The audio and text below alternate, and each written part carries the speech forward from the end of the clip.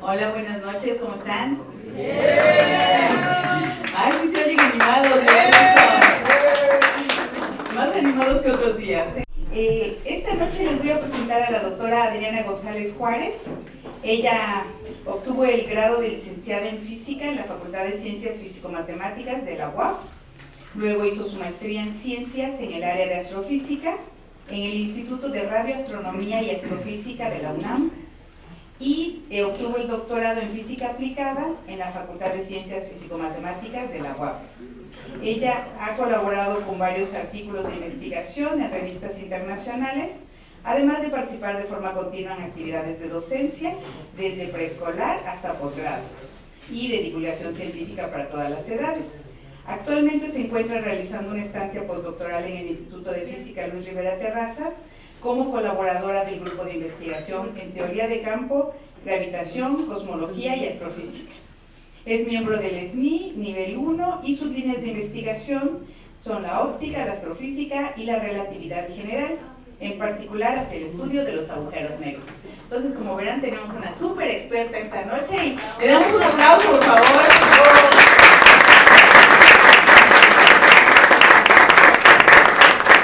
Hola, buenas noches. Pues muchas gracias por esta súper presentación. Estoy bien contenta de estar aquí y siempre que vengo a Tlaxcala es para mí como uno de los mayores privilegios porque soy tlaxcalteca, antes que todo lo que dijeron. Eso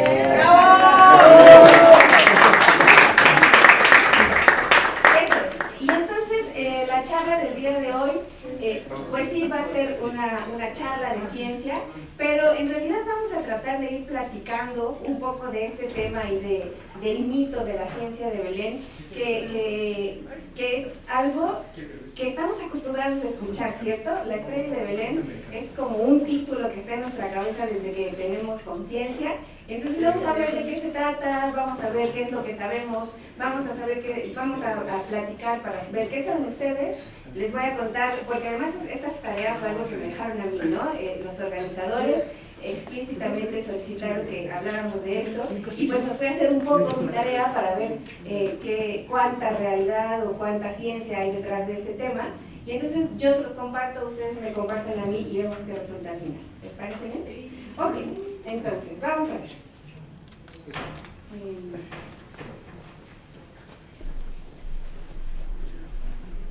Ok.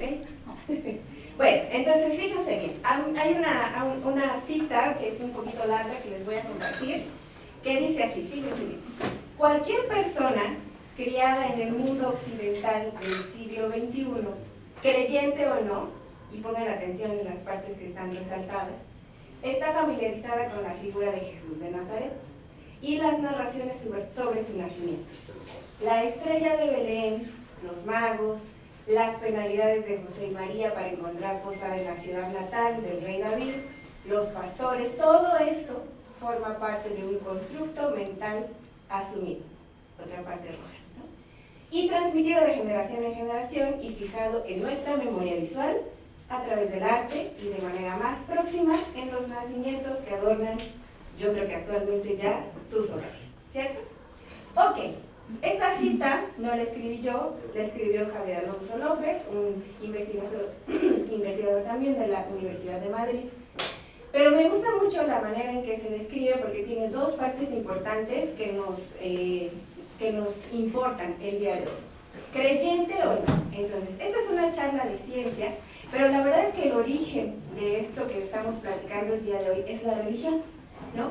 El relato de la estrella de Belén se encuentra contenido en la Biblia y es a partir de ahí en donde quienes la leen nos la transmiten a nosotros, nos las platican en sus diferentes versiones, cada quien con lo que entiende, y entonces nosotros vamos construyendo de esa historia nuestra propia versión, que es la que seguimos transmitiendo, ¿no? Es para todos en realidad, ¿ok? Ahora, constructo mental asumido. ¿Y eso qué quiere decir? ¿Que es algo que nos imaginamos? Simplemente que es nada más una historia que se transmitió, es un cuento. ¿Cuánto de este constructo es verdadero? ¿Cuánto de este cuento es falso o es simplemente una idea? ¿Y para qué quiero saber todo eso? Pues no para dejar de creer en lo que yo creo, no para cuestionar libros que finalmente fueron escritos por personas como las que hoy pueden escribir un libro de cualquier tema sobre el que saben alguna cosa, ¿no? Refiriéndose a la Biblia. Y no para, bueno, aunque sea para saber si sí hago mi carta a los reyes o no, ¿no? Por ejemplo. Entonces, pues vamos ahí. Ok, entonces fíjense que en la publicación del día de hoy, alguien puso esto, espero que se encuentre por aquí, que dice así, ¿no? Galileo viendo que le dicen estrella de Belén a Júpiter y Saturno. Todos sabemos que esto es un meme, ¿no? Y que el meme es la manera en la que hoy la gente más joven se comunica y se transmite información o se burla de ella, pero además hay algo detrás de eso. Fíjense bien, Galileo viendo que le dicen estrella de Belén a Júpiter y Saturno. Es una parodia, ¿no? Número uno, estamos citando a Galileo, que es alguien que sabemos que es un personaje importante de la ciencia, ¿cierto? Ok. Número dos, es una burla. Estamos diciendo que nosotros creemos que en realidad, que la estrella de Belén en la que nosotros creemos, en realidad se trata de al menos de alguno de estos dos planetas.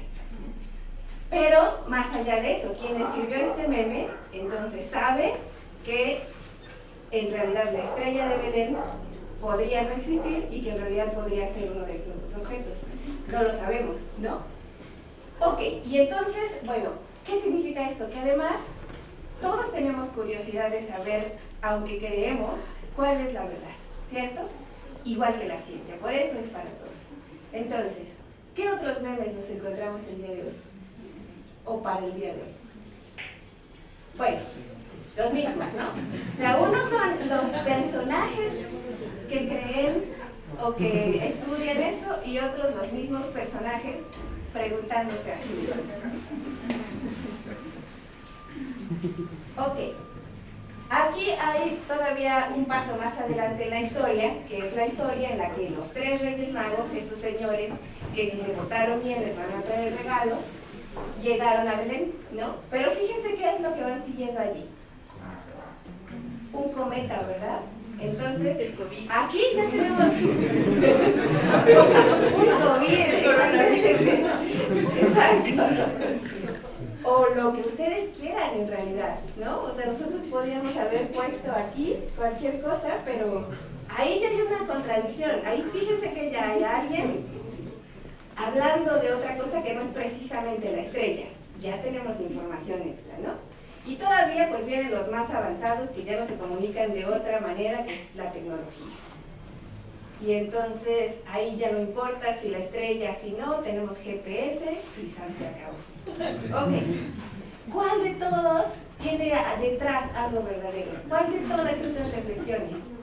Levante la mano quien vota por Galileo. ¿Quién cree que Galileo es el que tiene razón? Nadie. Ah. Por el segundo, ¿quién vota por el segundo? Lo que estoy preguntando es cuál de estos creen que tenga una aseveración cierta en su caricatura, en su explicación.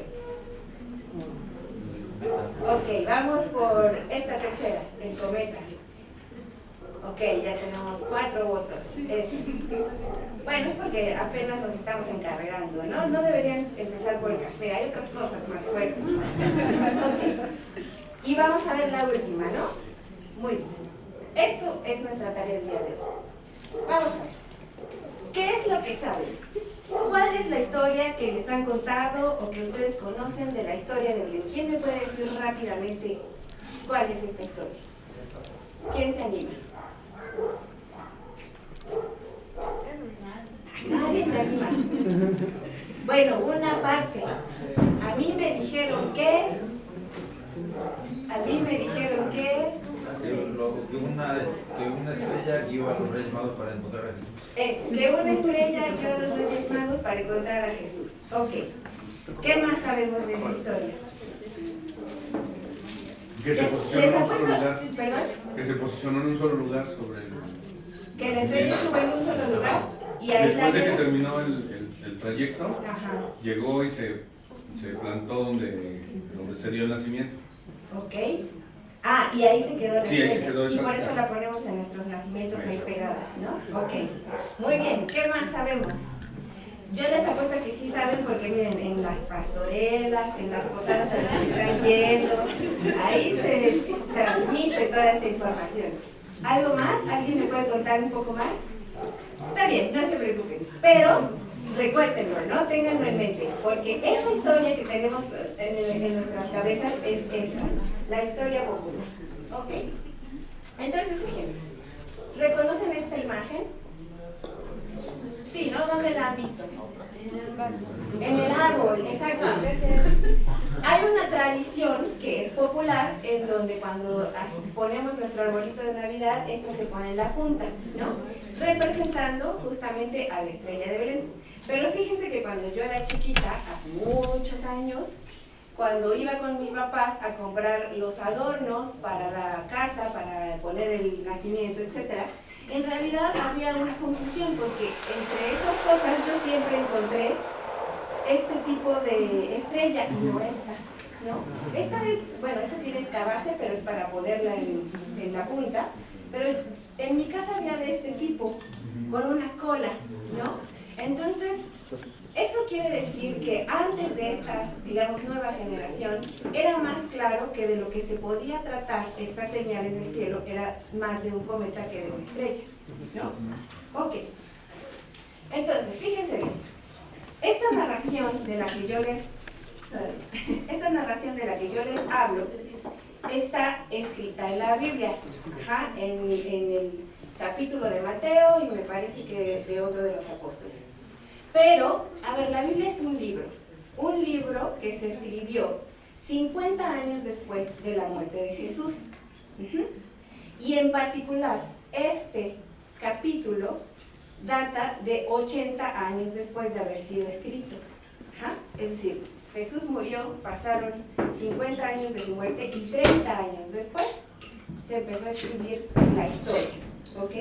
Entonces, pues si a mí me piden escribir la historia de cuando yo nací a mis 80 años, es probable que se me olviden algunos detalles, ¿no?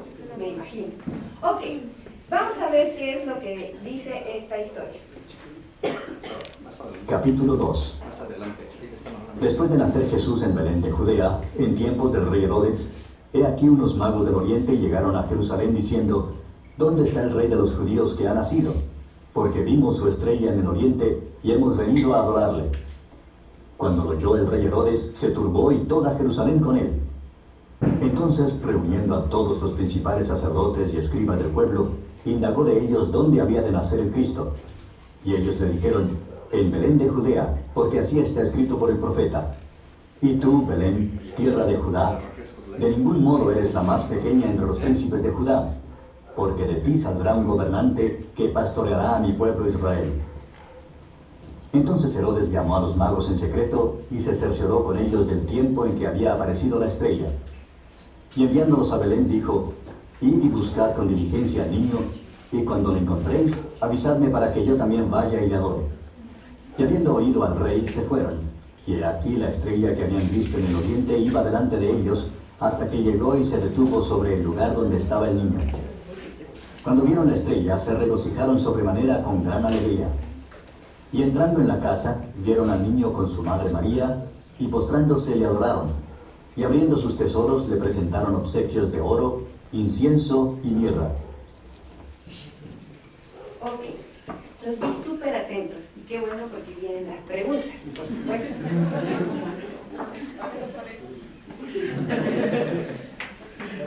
¿Dónde nació Jesús de Nazaret? Fíjense que yo cuando iba a escribir esta diapositiva dije, simplemente les voy a preguntar porque todos no sabemos esta historia. Pero como estamos en un ambiente buena onda, dije, vamos a repasar la historia.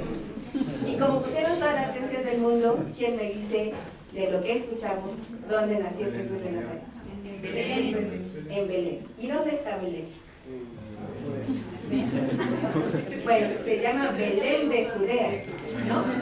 Si yo les pongo un mapita, ¿me podrían señalar dónde está Belén? Eso. Creo que está por Palestina, ¿no? Está por Palestina, vamos a ver. Fíjense bien, aquí tengo un mapita. ¿Ok?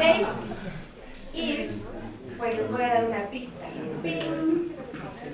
¿Dónde está? Ok, Israel. ¿Cuál es la capital de Israel, jóvenes? Tel Aviv. ¿Cómo? Tel Aviv. Capital de Israel. Jerusalén. Oh. Bueno, vamos a ver. Ok, vamos a ubicarnos un poco en el contexto que ahora conocemos, para que tengamos claro en dónde estuvieron sucediendo las cosas, ¿vale? Ok, sí podemos reconocer pues, que esto es África, ¿no? España, Portugal, Francia, y entonces esto está aquí, ¿sabes? Ok, entonces escuchamos que nació en Belén de Judea. Pero, si ustedes han visto las películas de Jesús de Nazaret en Semana Santa, le decían el Nazareno. Y esto significa que había nacido en realidad en Nazaret, en Galilea, que es más al norte de Jerusalén. Ok, ¿cuál de estos dos lugares es el lugar correcto? Okay. Primero nos estamos tratando de ubicar geográficamente y luego en el tiempo, porque esa es una manera de empezar una investigación astronómica. ¿Sale? Ok, entonces, tenemos Belén de Judea y tenemos Nazaret en Galilea.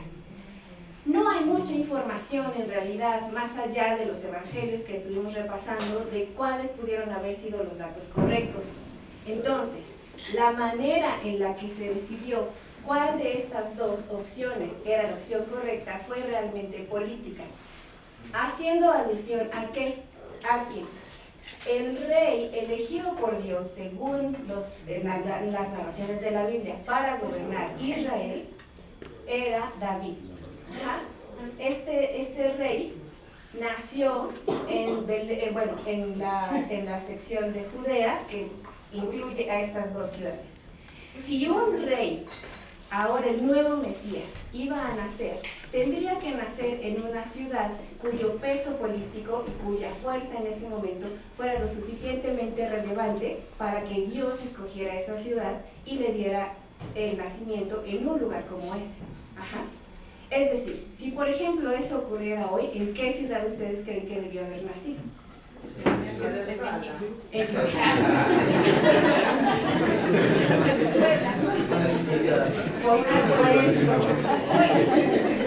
Perfecto, todo va a quedar explicado. Ok, y entonces, quienes determinaron qué evangelios aparecerían en la iglesia, que fue el Concilio del Vaticano, conformado por diferentes papas de la época, decidieron que por justamente ser Belén de Judea, la cuna del rey David, es el que ustedes cantan en las mañanitas, ahí iba a ser declarado el lugar donde Jesús iba a nacer. ¿Ok? Bueno. Ahora, ¿dónde nació? Entonces, Belén de Judea, la cuna del rey David, que era una región que incluía las ciudades de Belén y Jerusalén. Muy bien. ¿Cuándo? También lo escuchamos en ese político. ¿Cuándo? ¿En el año cero? En el año cero, porque además sabemos que el tiempo que nosotros vivimos está contando a partir del nacimiento de Cristo. Entonces, si yo les pregunto, ¿cuándo nació Jesús de Nazaret? La respuesta obvia sería 25 de diciembre del año cero, o al menos del año 1, ¿no? Puede ser. Vamos a ver.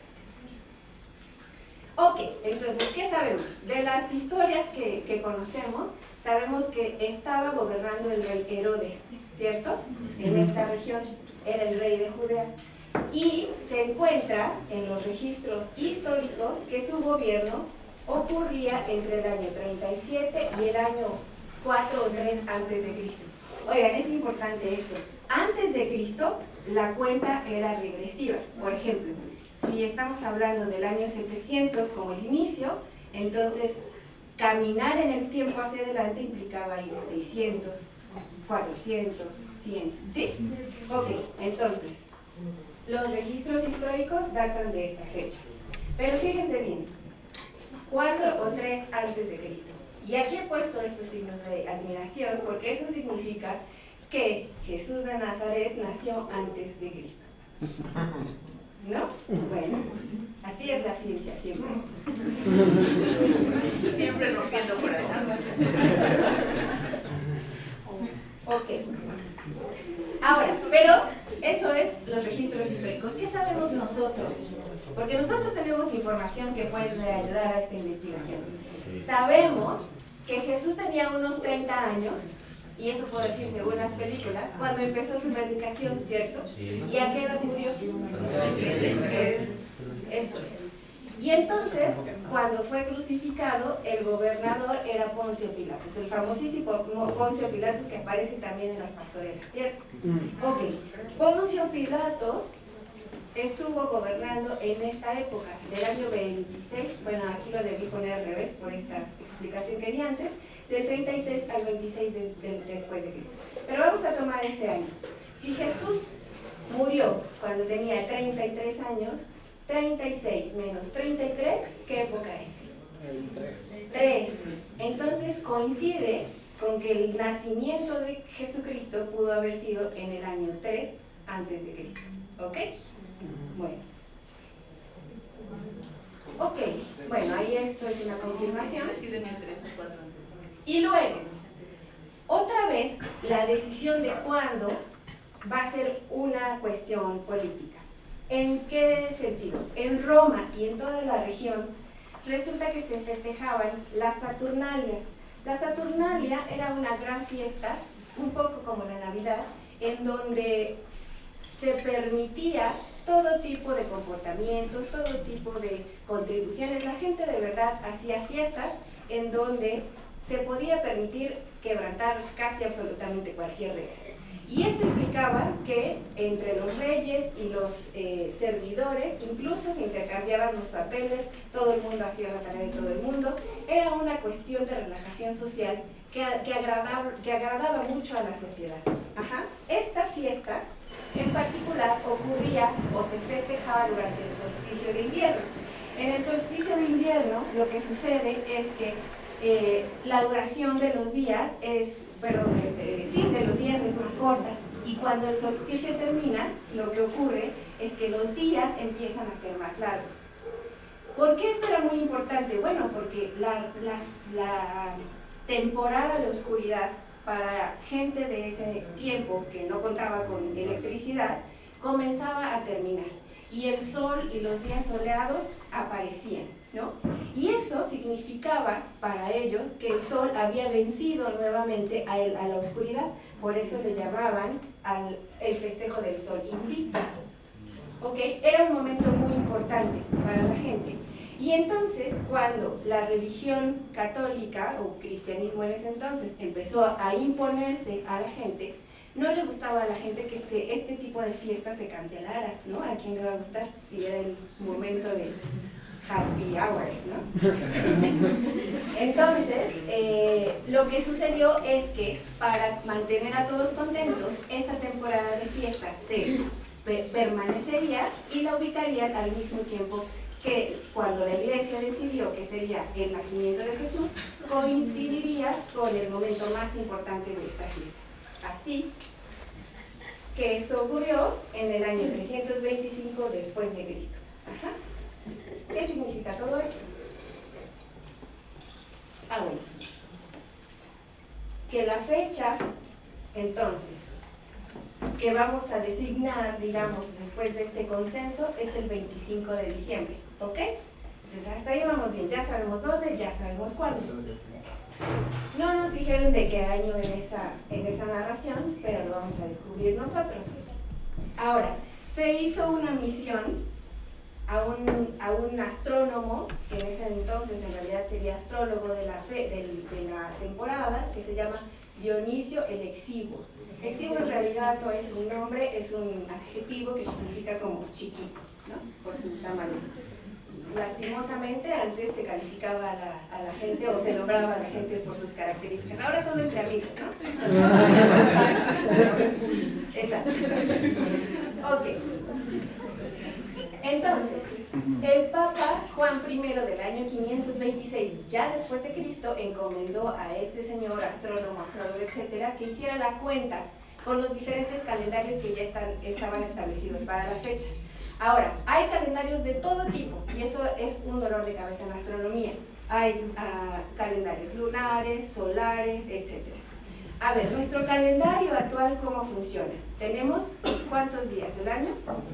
365 días, y durante ese año, lo que le está sucediendo a la Tierra es que le está dando una vuelta completa ¿a qué? Alrededor del Sol. Entonces ahí el protagonista es el Sol, ¿cierto? Nosotras conocemos muy bien los calendarios lunares, ¿no? Sabemos que la luna tiene 4 fases y entonces cuando la luna es protagonista se puede establecer otro tipo de calendario. Claro que el lunar sería con periodos más cortos, ¿cierto? Ok, entonces reuniendo la información de todos estos calendarios a lo largo de todo ese tiempo, que fue la tarea de este señor Dionisio, encontró que había una fecha en donde todos estos calendarios podían coincidir.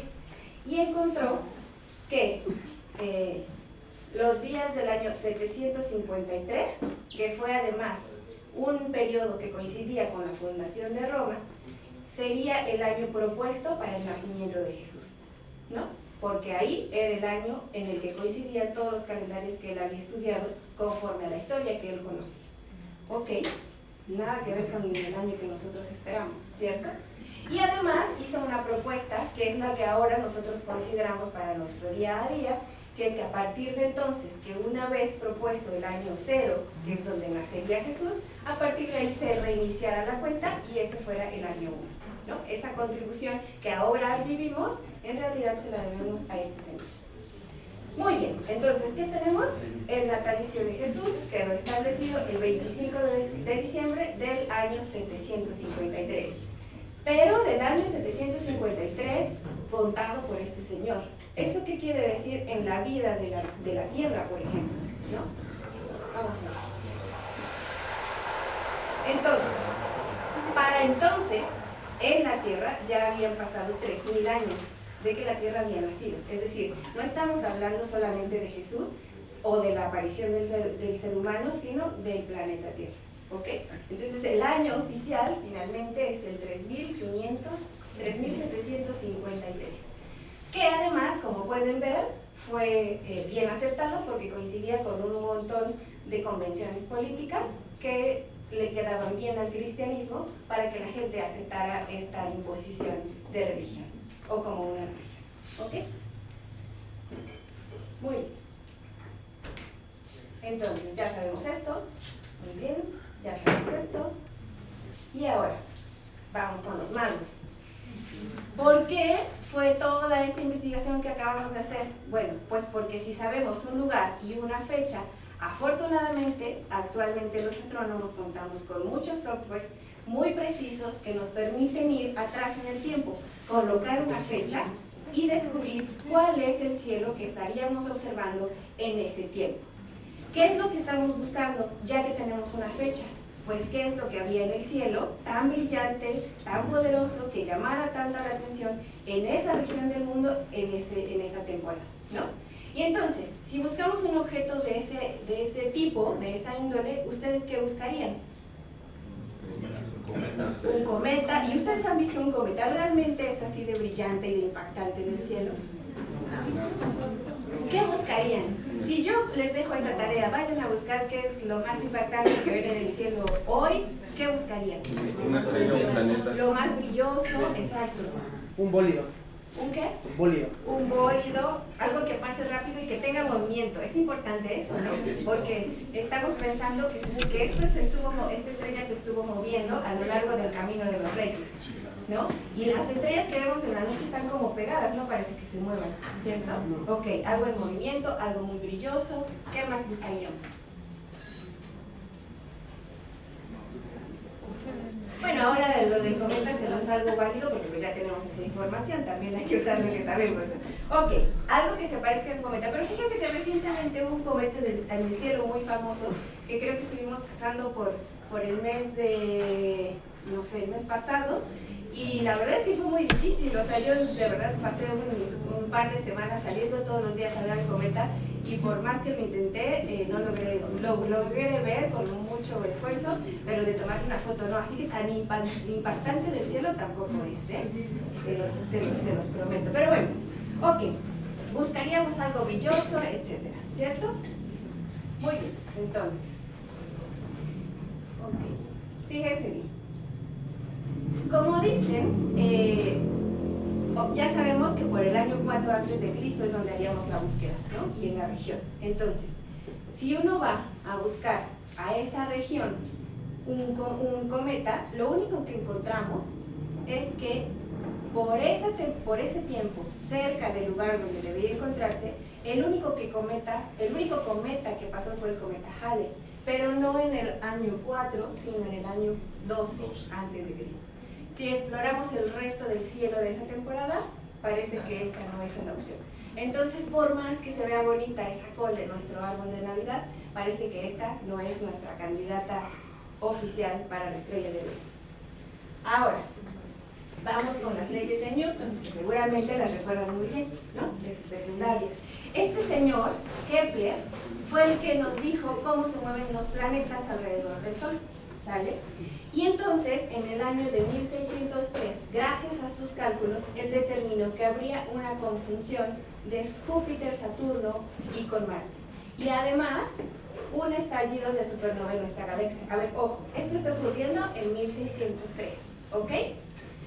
Hay una estrella supernova que se llama Corona Borealis, que está, bueno, que yo sigo esperando en septiembre. Se supone que podría haber explotado y podríamos ver nosotros, en tiempo actual, el estallido de una supernova en el cielo. No ha habido noticias, yo las sigo esperando, pero los invito a que estén pendientes, ¿no? Para ver qué es lo que hubieran visto, ¿ok? ¿Qué Corona Borealis se llama? Este año, 2025. Este año, en realidad esperábamos que en septiembre se pudiera ver, pero no hay registro, no sabemos qué está pasando, ¿ok? Pero bueno, hay que estar pendientes. Ok. La velocidad de la luz aminoró, yo creo que tal vez un poco. No se puede aclarar. Ok, fíjense bien. Ahora, ¿qué es esto de una conjunción? Lo hemos escuchado muchísimo, ¿no? Sobre todo en los horóscopos, que si se alinean los planetas y tal. ¿Qué es eso? Entonces, fíjense bien. Una conjunción, a ver, si nosotros conocemos, por ejemplo, los 3 Reyes Magos en el cielo, ¿los han visto? O por ejemplo, bueno, ok, los 3 Reyes Magos. ¿Qué es lo que vemos? ¿Cómo son? Están alineados. Son 3 puntitos que parece que están sobre una línea en la constelación de Orión, ¿no? Cuando vayan a las observaciones, pidan ver Orión y en el centro, siempre el cinturón de Orión, hay 3 estrellas muy brillantes que parece que están sobre una línea. Eso es una conjunción, una imagen aparente de objetos que vemos en el cielo que parece que están en una línea. Ahora, no significa que en la realidad, si vamos al espacio exterior y los asomamos y los vemos, no significa que estén alineados. Es un efecto visual, pero que se repite periódicamente. Ajá. Entonces, y se puede predecir justamente por esa periodicidad, lo podemos predecir y podemos saber cuándo va a estar ocurriendo este tipo de comportamiento. Y este señor, con sus leyes, lo pudo hacer desde ese año. Ajá, y vio que se iban a ver en el cielo sobre una línea alineados Júpiter, Saturno y Marte. Además, al mismo tiempo en ese cielo estaría ocurriendo el estallido de una supernova. Entonces, él dijo, ok, un cielo como ese por supuesto que es atractivo de ver, ¿no? Tal vez eso fue lo que vieron los señores Reyes Magos, pero ¿qué creen? No se encuentra ningún estallido de supernova, pero las conjunciones sí, ¿ok? Ninguna supernova, pero las conjunciones sí. Ok. Entonces, no solamente iba a ocurrir una conjunción. En esa época en la que Jesús debió haber nacido, iban a ocurrir 3 de este tipo. Ajá. Y en la tercera, en particular, ocurriría una cosa rarísima. Ocurriría sobre la constelación de Piscis. Y eso ya parece que nos pasamos a la astrología o que les voy a decir su horóscopo. Pero no, fíjense bien. A ver, si por ejemplo, no quiero interrumpirlos, ¿puedes poner tu manita así? Ok. ¿Y la tuya también? ¿Y la tuya también? Ok, ahí quedó, ¿no? Imagínense que esas 3 estrellas, a esas 3 estrellas, como yo siempre las veo juntas, en el cielo, a la misma distancia, sin moverse, les doy una figura y yo creo que esa región del cielo con esas estrellas se llama Piscis, ¿ok? Ok. Entonces, yo soy la Tierra en este ejemplo, y lo que hago es que la Tierra se está moviendo, ¿cierto? Entonces, si yo me muevo, lo que sucede es que voy a ver a esas estrellas todas las veces que pasen por ahí mis ojos, ¿sí? Ok, imagínense que eso es Piscis. Ahora, con el tiempo, yo me voy moviendo, pero también ellas. Entonces, hagan así como adiós. Ese movimiento que nosotros estamos viendo, lo que hace es que, ok, ellas se van a otro lado porque se están moviendo y entonces viene, por ejemplo, si ellos hacen esas estrellas, vienen otras dos, es decir, otra constelación, que le puedo poner Tauro, ¿no? Muy bien, entonces, cuando yo pasé por ahí, la que observamos es Piscis, ¿ok? Esas 3 eran Piscis. Pero, esto sí es muy extraño, porque resulta que esto parecía estar pronosticado, ¿no? Resulta que se pronosticaba o se auguraba que justo bajo esta constelación ocurriría una conjunción entre estos planetas, Júpiter y Saturno, así que tampoco estaban tan equivocados, ¿no? O al menos, no, el primer meme sí parece tener razón. Parecía anunciado que ocurriría esto. Y no solamente eso, sino que esa tercera conjunción ocurriría en la primera quincena de diciembre. Así que las fechas de diciembre que habían sido designadas para el nacimiento de Jesús también coinciden. Y esas 3 coincidencias, que no dejan de ser coincidencias hasta el momento, es la única prueba más cercana a la que tenemos de que existiera un fenómeno en el cielo brillante, luminoso, espectacular, pero que correspondía a una conjunción. Ajá. Ok, y ese es el motivo por el cual seguimos creyendo que no precisamente existe una estrella de Belén, pero sí un fenómeno astronómico que pudo haber coincidido con muchos fenómenos al mismo tiempo para que podamos seguir creyendo en su existencia. ¿Ok? Ahora, los que somos más rigurosos y que nos gusta tener unas como pruebas más fehacientes o algo más real que festejar, fíjense bien, solemos, bueno, este señor es el gran Kepler, astrólogo de la época, y entonces algunos decimos, bueno, pues si no podemos festejar la Navidad porque todo ha sido político y tal, pues vamos a festejar el cumpleaños de Newton, ¿no? El cumpleaños de Newton que fue el 25 de diciembre también. Entonces, más preciso, más no sé qué. ¿Ok? Pero, fíjense bien, nació el 25 de diciembre de 1642, pero otra vez, según el calendario que se utilizaba en Inglaterra en la época en que nació. Y ahora me queda. Pero si tomamos otro calendario, pues la fecha es otra. O sea que mejor, en lugar de Reyes Magos, pues el cumpleaños de Newton, ¿no? Como les digo nuevamente, nada es preciso en la ciencia, todo depende del lugar con que se mire, del espejo con que se mire, del lente con el que se mire, según la disciplina de la física que estén estudiando, y en este caso depende del calendario que estamos utilizando. Así que, pues he decidido que en mi nuevo arbolito de Navidad ya no tengo una estrella. Y listo, muchas gracias.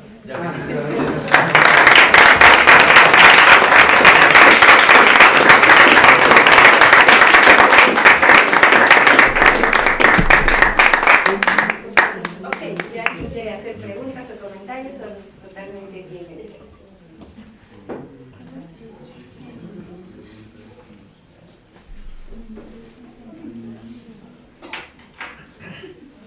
¿No? Ok, pues muchas gracias por su atención. ¿Sí? Yo tengo una pregunta. Sí. Ahorita de todo lo que acabamos de hacer, a lo mejor sería como padre que nos pudieras decir un resumen cortito de cómo hacer una investigación. De cómo hacer una investigación.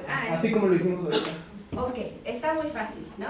Y se lo saben de memoria, se llama método científico, ¿cierto? Pero está fácil, miren. Fíjense, lo primero es que nos hagamos preguntas, ¿no? Toda una investigación viene a partir de una duda. Entonces, si tenemos una duda, lo primero que tenemos que hacer es observar eso que nos causa curiosidad, eso que nos causa algún interés, y ver cuánta información podemos extraer a partir de lo que vemos simplemente, ¿no?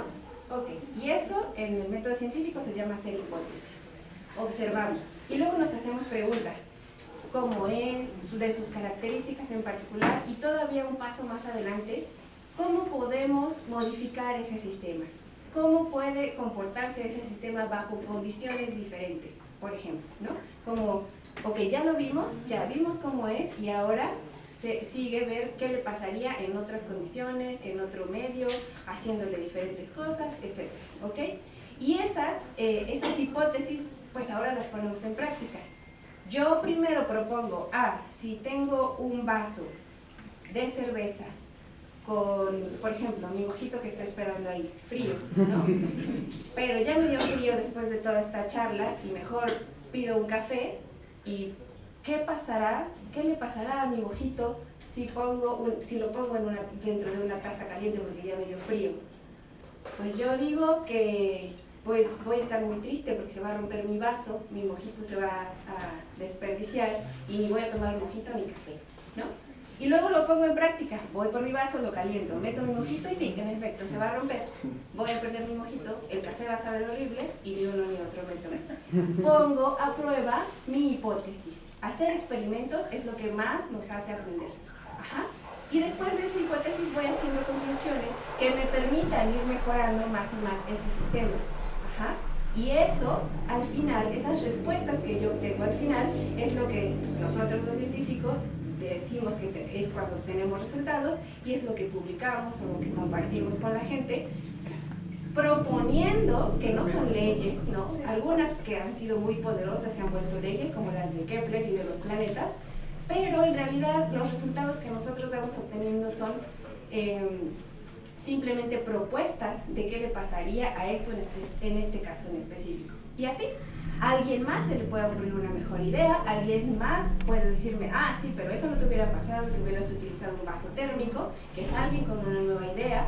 Y entonces así vamos construyendo más y más complejos los sistemas, con mayores respuestas, con mejores explicaciones. Siguiendo el método científico, que son esta serie de pasos, es donde como podemos estudiar cualquier cosa. Gracias.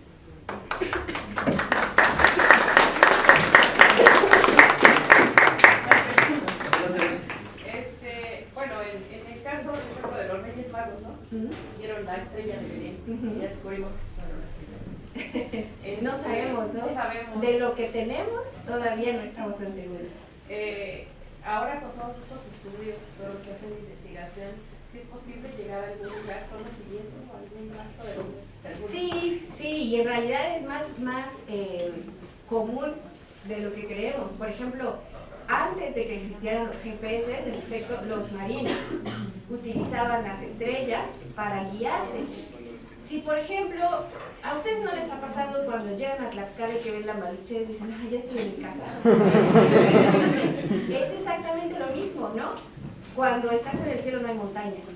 Es por eso que se usan cuando estás en el mar no hay montañas, es por eso que se utilizan las estrellas. Ahora, el tiempo que la Tierra tarda en dar una vuelta es como mucho menor con respecto al tiempo que nosotros vemos un cambio efectivo en la posición de un astro en el cielo. Es decir, si yo volteo a ver el cielo hoy y mañana y pasado durante esta semana, prácticamente voy a tener que ver lo mismo. Eso no significa que no se estén moviendo, significa que los movimientos tienen diferentes velocidades, el de la Tierra es uno y el de lo que se mueve allá afuera es otro, ¿no? Pero justamente porque son diferentes y porque casi siempre puedo ver un patrón en el cielo, pude ver conjuntos de estrellas que tenían parecido a un pez y le puse Piscis, un conjunto de estrellas que si yo las tuviera que nombrar hoy, a lo mejor encuentro una cosa así, le pongo un corazón, ¿no? Lo que yo quiera, en realidad parece que es algo que se está comportando siempre de la misma manera y me sirve como una guía. Eso lo utilizaron en los marinos, por ejemplo, y además hay dos estrellas en particular. La estrella, por ejemplo, en el sur, la Cruz del Sur, que parece que nunca se mueve, que parece que el resto, en realidad, cuando ya se registra su movimiento, giran todas alrededor de esa estrella. Y esa es la más importante, es como el norte, ¿no? Como el norte al que apunta la brújula. Y a partir de ahí nos podemos mover. Entonces, en realidad es algo que se hace y que hacemos nosotros todo el tiempo. Incluso, ahora les di el ejemplo de las montañas, pero todos tenemos nuestras referencias. Vamos a ir a algún lado y, es pasando el tercer Oxxo, es el semáforo. Hacemos lo mismo todo el tiempo, solo que con las herramientas que tenemos a mano, ¿no? Gracias. Sí.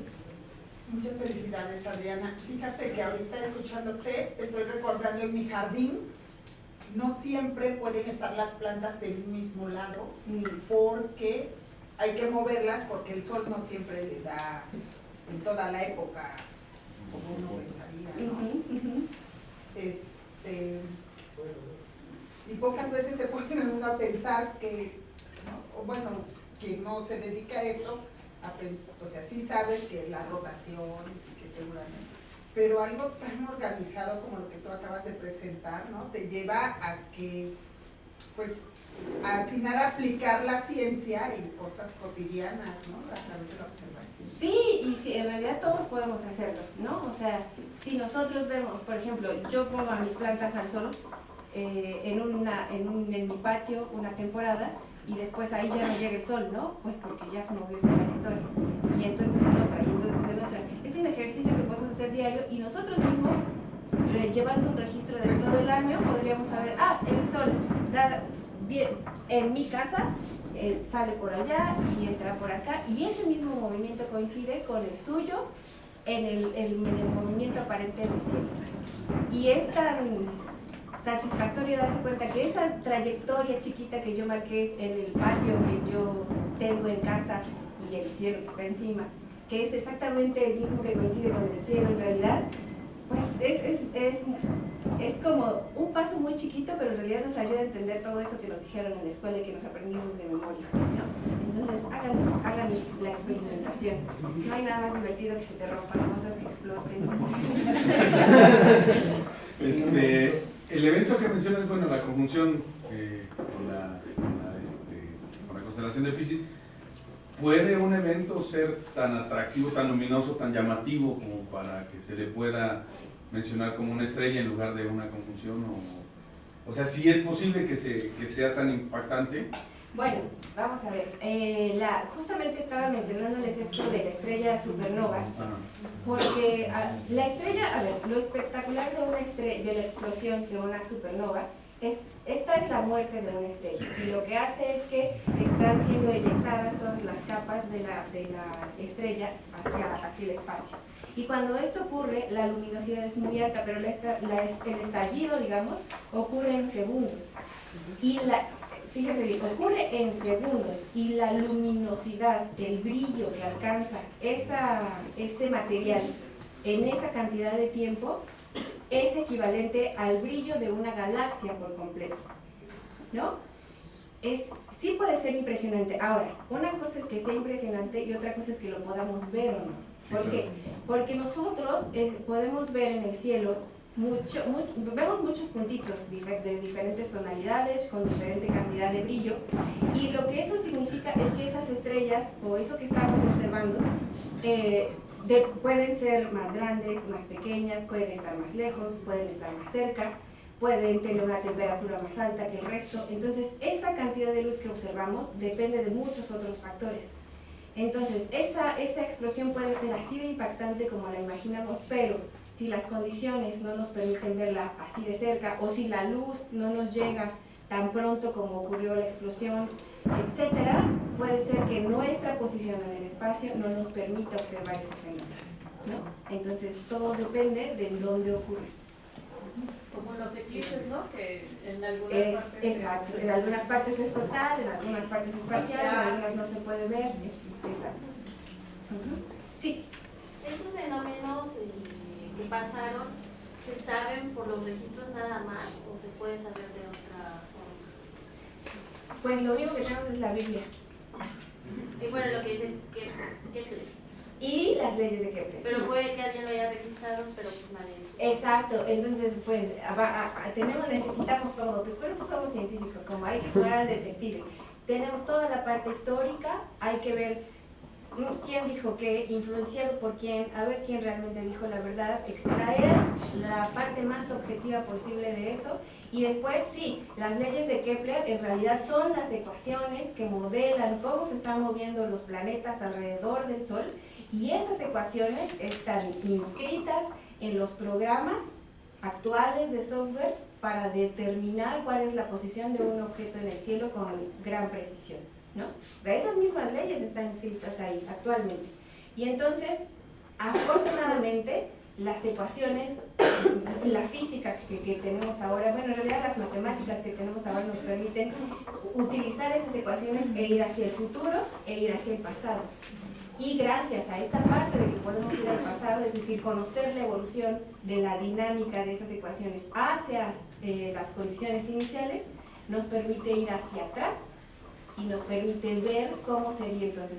Yo en este mismo momento puedo poner un software, o todo el mundo puede bajar Stellarium, por ejemplo, es una aplicación que tiene una versión gratuita que perfectamente pueden utilizar y cabe en cualquier celular, y pueden ponerle la fecha del año pasado y ver el cielo de ese día, ¿no? Es más, está muy de moda incluso poner la fecha de su cumpleaños y que te regalen, este es el cielo del día que naciste. Así de bien funciona.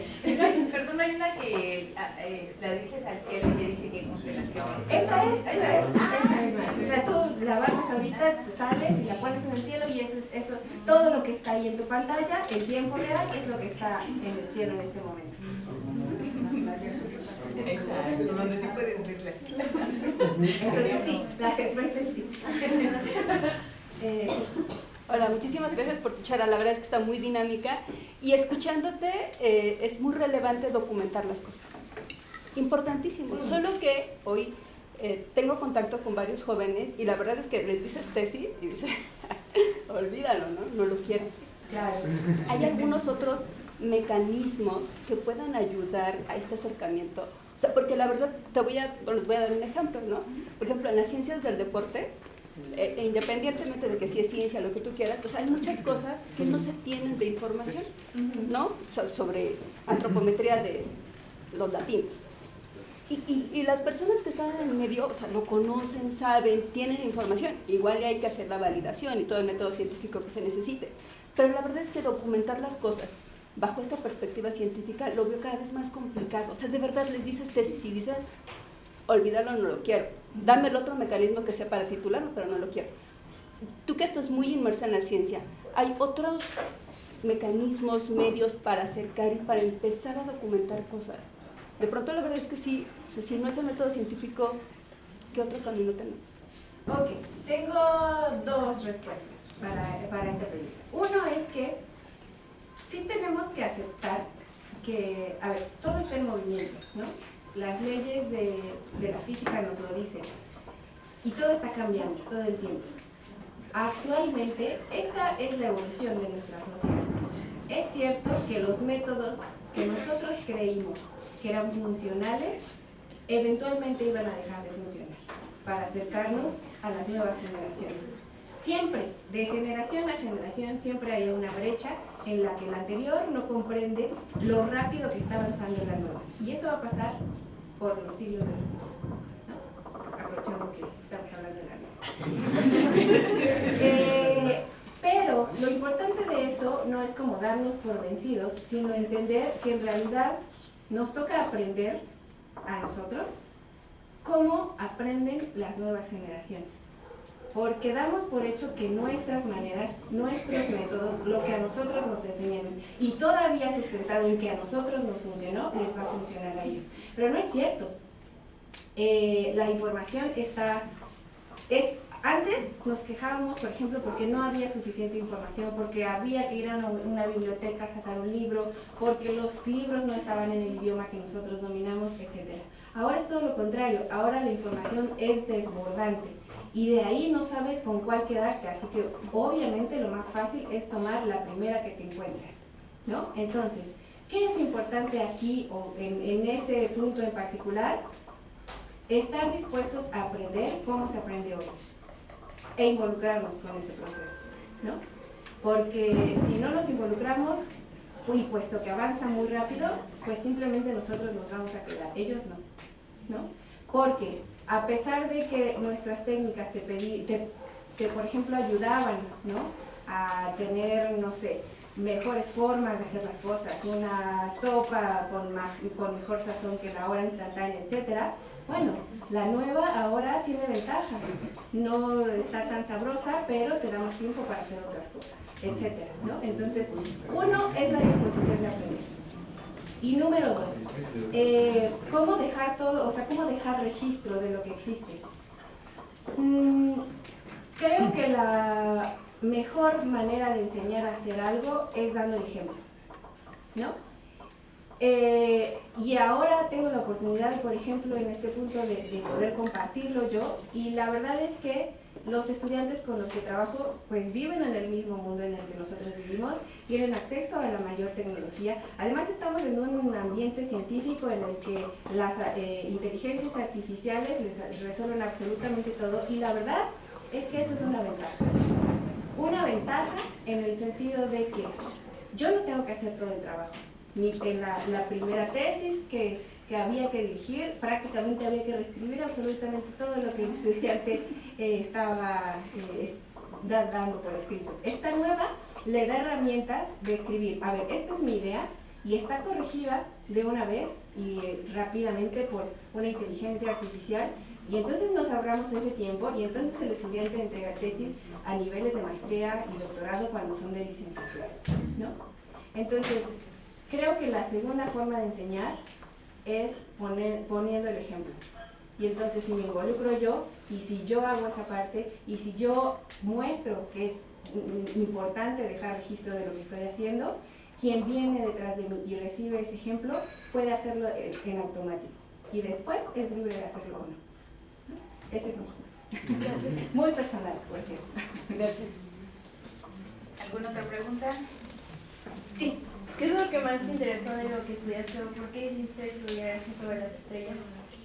Ah, pues porque soy muy floja. Y no, de verdad, porque, a ver, cuando llegó ese momento en que todo el mundo te decía, ay, tienes que decidir qué estudiar para la vida, eso era un gran estrés para mí, porque decía, ¿cómo es que en este momento tengo que decidir el resto de mis años? No sé qué voy a decir, y si me equivoco, ¿no?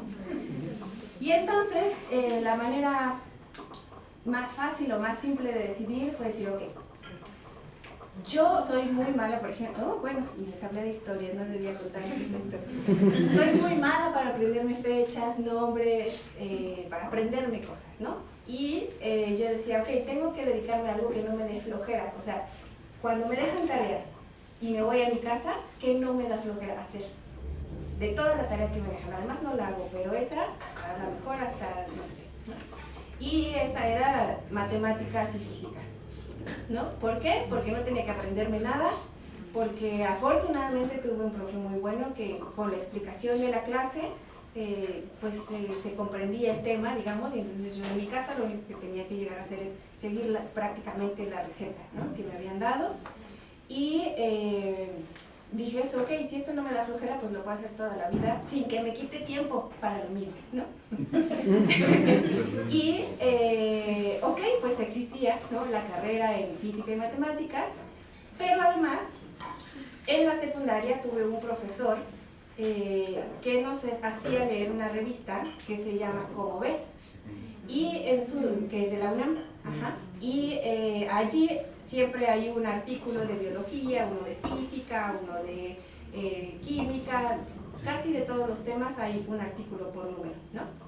Y a mí, estos que hablaban de agujeros negros, de agujeros de gusano, y viajes en el tiempo, y AGNs, y nombres rarísimos, yo decía, ay, yo voy a hacer eso, no sé qué es, pero yo quiero hacer eso, ¿no? Es más, yo todavía tengo el número de la revista donde leí por primera vez sobre agujeros de gusano, sobre teorías de cuerda y sobre AGNs, así se llamaban, y cuando yo terminé ese artículo, a mis papás les dije, yo voy a hacer eso.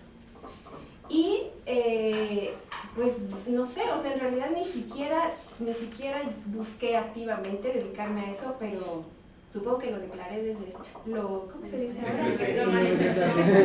Lo decreté. Y aquí estoy, o sea, hoy trabajo justamente con AGN, son Active Galactic Nuclei, son núcleos activos galácticos, que son las galaxias en el cielo que se encuentran activas. Activas significa que siguen barriendo o comiendo el material que tienen a su alrededor, que en el centro tienen un agujero negro que se está comiendo ese material de alrededor y que tiene 2 jets saliendo a los lados. Esas galaxias en particular tienen unos grupos de nubes de vapor de agua que se pueden observar. Tenemos las observaciones de esas nubes de vapor de agua y con esas observaciones podemos determinar con el código que se ha desarrollado y con relatividad general, esas son las matemáticas, las propiedades de los agujeros negros. Y hoy me encuentro trabajando en eso. ¿Cómo llegué ahí? No sé, reprobando muchos exámenes. Pero así, un poquito, o sea, simplemente lo decidí, pero a tiempo. ¿Alguna otra pregunta? Sí. A mí ahorita estoy terminando la prepa y me gustaría estudiar lo de astronomía. Pero la verdad es que aún me cuesta buscar un lugar donde se pueda especializar en eso. ¿Algún lugar donde me pueda recomendar? Sí. Ok, existe cuando yo era estudiante no existía la licenciatura en astronomía. Hoy sí existe una licenciatura en astronomía y está en Sonora. Es la única que existe en el país, licenciatura en astronomía. Ajá. Y si no quieres irte por ese camino, lo que yo hice fue estudiar primero la licenciatura en física en la UAP y después el posgrado, es decir, la maestría y el doctorado, sí hay que tomarlos o estudiarlos en astronomía. Entonces es un caminito como, pues no diría que en línea recta porque es bastante tropezado, pero la ruta crítica es clara, ¿sale? Entonces, si yo fuera tú, realmente me iría a Sonora de inmediato. Y si tengo claro que es astronomía lo que quiero estudiar, me iría a Sonora de inmediato y ellos están desarrollando, digamos, enseguida el posgrado. Ahora, una vez estando en la licenciatura, lo que yo haría es ir a todos los seminarios, charlas, etcétera, pero ya especializados en las diferentes áreas para que sepas qué tipo de astronomía hacer. Porque en astronomía pues hay también muchas áreas, puede ser observacional, puede ser teórica. Si es teórica jamás vas a tocar el telescopio, si es observacional tampoco, solamente vas a programar. Y te digo esto de manera muy importante porque los que empezamos en esto pensando que astronomía era el romanticismo de ir en la noche a ver el telescopio, no es cierto. Eso se hace porque se tiene que hacer. Es importante que alguien que estudie el cielo lo vea con sus propios ojos, pero se hace ya no es con rigor científico. Y por supuesto, si en el camino tienes dudas, siempre puedes escribirnos y siempre vamos a responder. Muchísimas gracias.